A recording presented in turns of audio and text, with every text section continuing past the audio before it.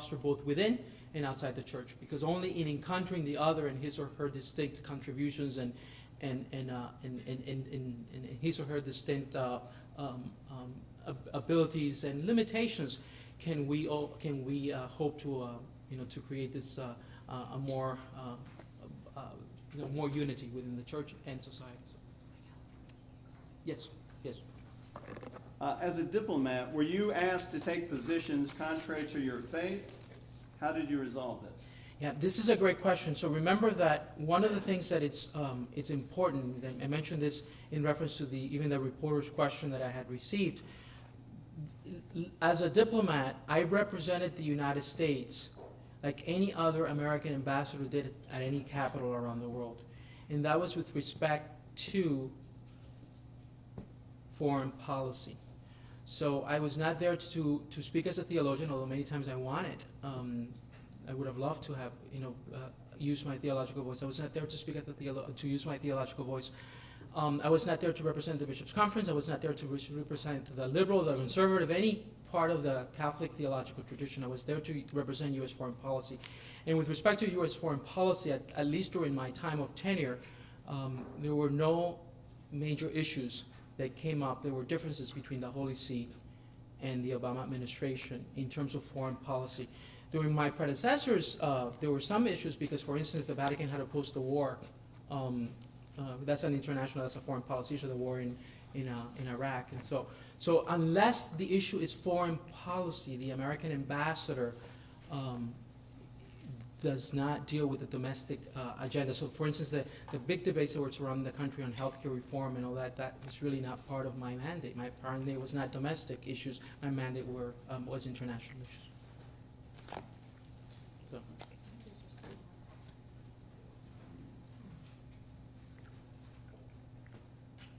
What would you say to the increasing number of people in America who claim to be spiritual and not religious?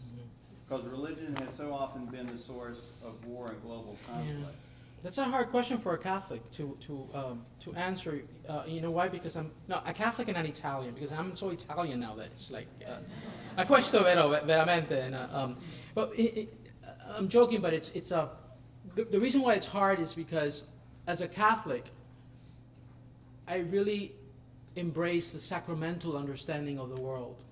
And by that I mean not just the seven sacraments, but a more basic way, the mediation of the sacred in and through the tangible, the concrete, the bodily. And my issue is not with institutions. My issue is that institutions have to increasingly become more transparent to the role of the Spirit. Here's an institution, Emory, right? So our hopes is that he becomes more docile to the Spirit of God so that he can use his resources, he can use the talents, he can use what he has available for the sake of the common good, for the sake of those who don't have. It's not that we say we destroy the institution, we get rid of the institution. That's not. It's that the institution has to become transparent, embody, in the best sense of the term, the will of God, the Spirit of God. And so this dichotomy between the spiritual and the, I'm spiritual but not religious, conjures up in me the notion of a disembodied spirituality. And so as a Catholic, I always want to, if anything, as a Latino Catholic, I want to overly embody.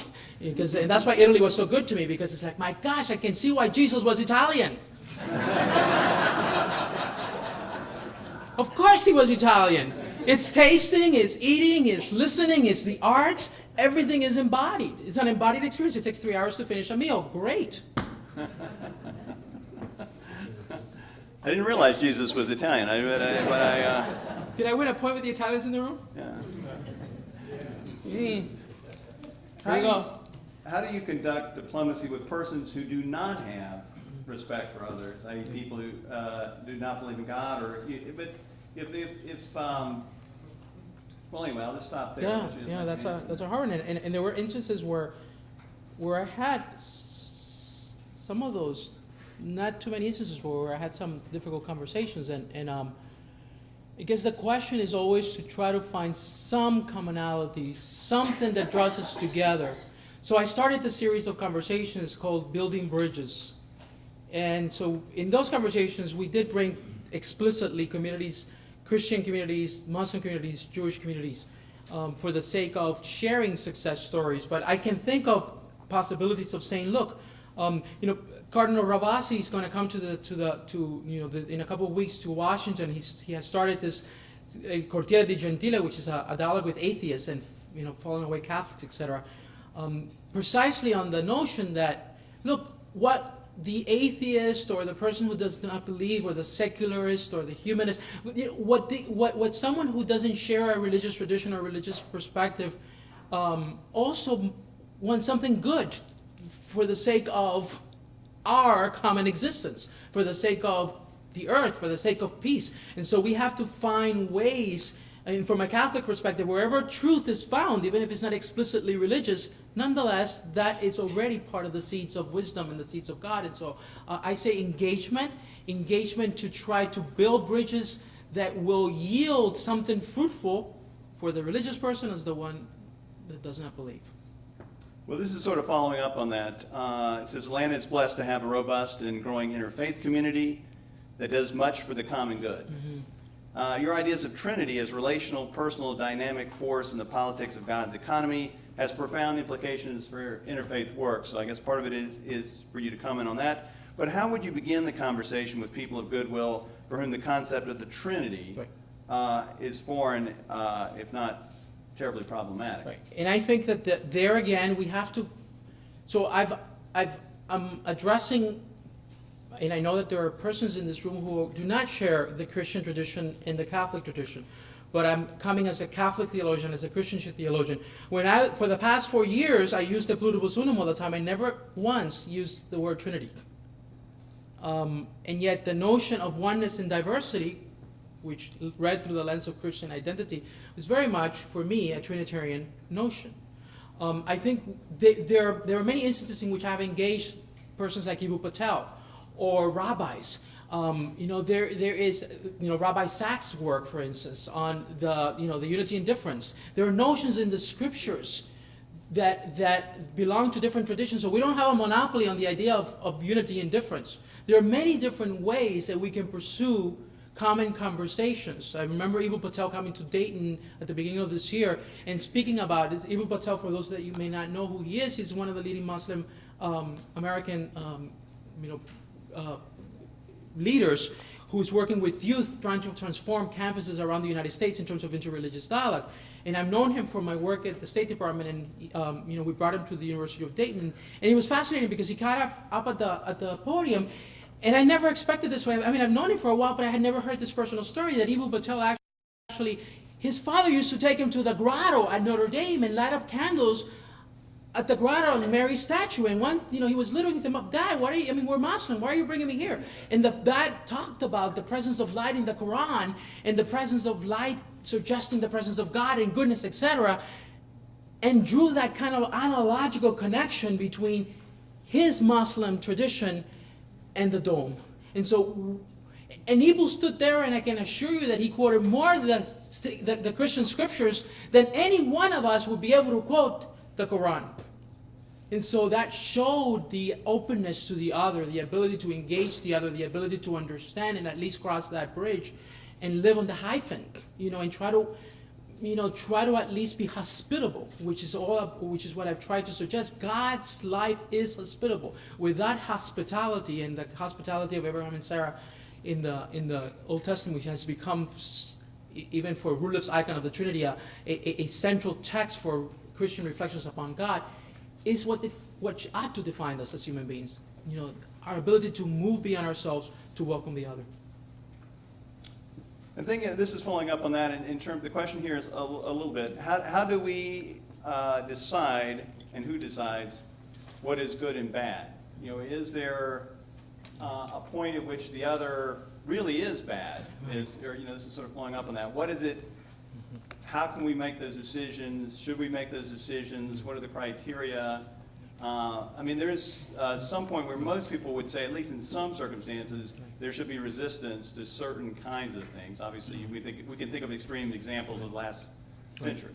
Right. And I think that's an excellent question, whoever raised it, because the criteria for who decides it's kind of like also, it echoes even some of Carmen Nancos's quote as to, who decides who's in and out, or who decides, who is part of the power structures, etc. I mean, I think that this is why the first thing is, of course, conversation can't stop, because we'll never get to decide on something if we stop the conversation. If we never stand, or at least try to listen to the other perspective, or the other part of the landscape, we won't be able to agree on some criteria.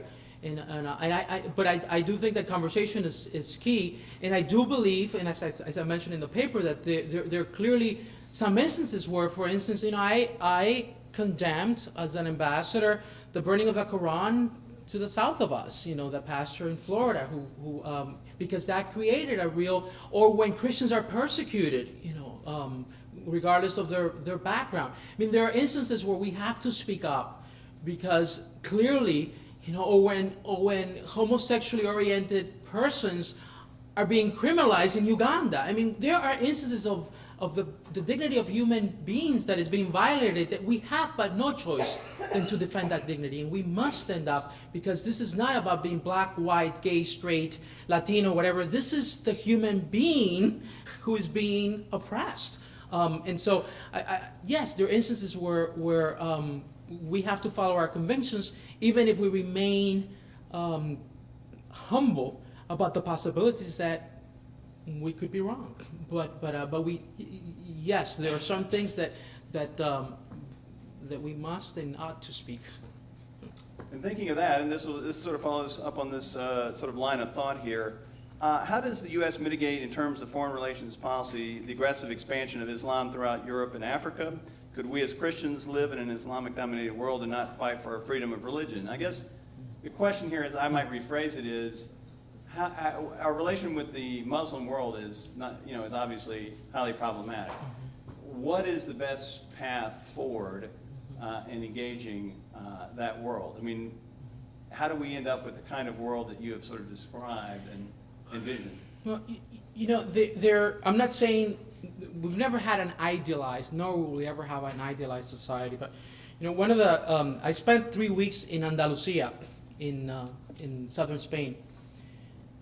Some argue, and I'm not saying that we're in a room of many scholars present. Some argue that Spain was at its highest creative moment when it was able to live with this creative tension, this creative interactions between Muslims, Jews, and Christians. The minute that the Jews were expelled and the Muslims, etc., there's the collapse of the creativity. I mean, let's not forget that Thomas Aquinas owes much of his genius to translations from the Muslim world, and so this is not something.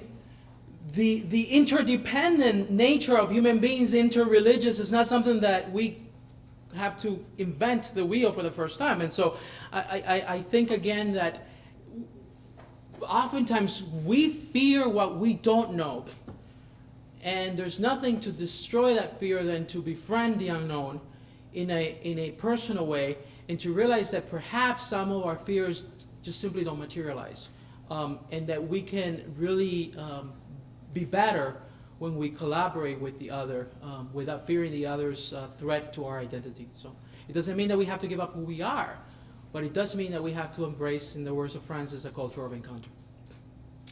Okay, let me ask this question. Pope Francis, as you mentioned, has placed a focus on helping the poor and marginalized. Yes, yes he has. Of the liberation of the poor, a view that seems to popularize ideas of liberation theology. Do you think that Pope Francis's ideas and messages during his papacy will have an effect on foreign policy, on the foreign policy of nations, especially if the leaders are Catholic? And so, how do you see him entering into the world dynamic on the diplomatic and interrelations? Yeah, it's interesting that he has shifted the conversation in the past year, and all of a sudden, even by taking the name of Francis, we have a Jesuit pope who, I can't say that in the Dominican University, right? In the Dominican Institute, but we have. So in some ways, for the greater glory of God, the preferential option for the poor, in terms of his Latin American context, and then in terms of the name of Francis, interreligious dialogue, because Francis, after all, in the story with the Sultan and in the engagement with Muslims, so interreligious dialogue, creation, the earth, brother, sun, sister, moon, creatures are brothers and sisters, and and peace, the peace-building processes, the poor. So those things are part of his papacy, and the question is to what degree. I mean, clearly, he's drawn the attention of world leaders and in various parts of our globe. The question is to what degree will this continue, and to what degree will this be institutionalized? Because Francis has a big challenge on himself, which is to clearly he's already embarked on that, on the reforming of the Roman Curia. So to what degree that will be institutionalized, even the preferential option for the poor, to what degree will that be institutionalized also in the circles that he's part of, and then to what degree will he be able to convince other nations that until we really deal with some of the fundamental inequalities and injustices that then lead to violence and war, we can't really have a lasting peace. And so I think that we need to look at not simply feeding the poor, but looking at what creates the condition of poverty, and can we use our best resources available to the mind and to the heart to try to eradicate these conditions so that we don't have the kind of violence that sparks up because of inequalities. And so I think that, but I don't think that we should, whoever asked the question, I don't think it's the Pope who does this. I mean, a Pope the New Vision can inspire, but ultimately I really think that it is up to every ambassador in this room. I really think it's up to every single one of us, because that's why I said the local level. We really have to change things bottom up. We have to change the way that we look at things in our universities, in our local communities, in our nation, because no one person, as we all know, can change structures and systems. We each have to work towards the transformation of unjust relations. Well, you've given us a very rich discussion tonight on a very important topic, and answered a lot of important questions. But I want to end tonight with you to tell the story, Miguel, because sometimes we like to end with a little levity, even after a very, very serious discussion. When President Jenkins gave your talk, the first question I received on these cards was, "What are you going to do about the football team?" And after you've given this very long and wonderful explanation about public dialogue, but I saved it till the end because I felt like we could get to other questions first. But I wonder if you could tell the story about you're sitting in the cafe and you heard some people talking about you. You want me to tell that story? Sure. And so I was, regardless of the political affiliations in the room, one of the things that I was saying is that I never will be strongly politically committed, in the sense that it becomes for me an ideology. I'm first and foremost a human being who is Catholic, who is of Latino origins, who loves his church, his country, and who loves people and students. And that's who I am.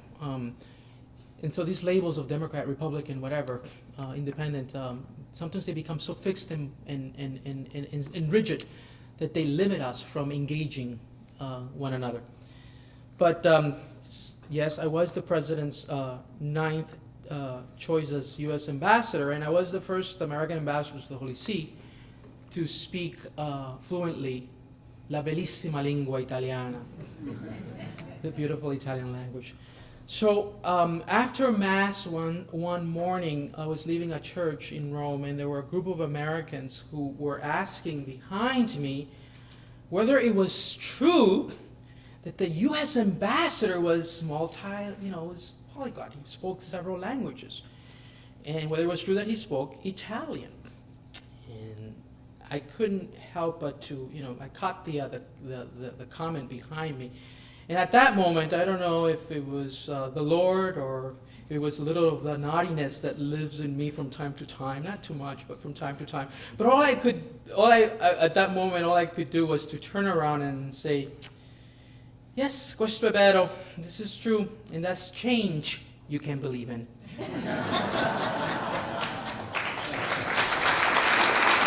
you.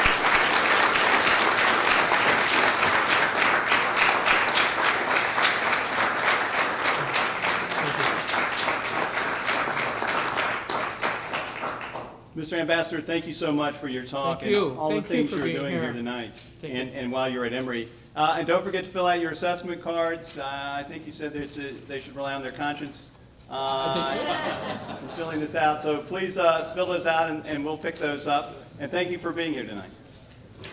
The preceding program is copyrighted by Emory University.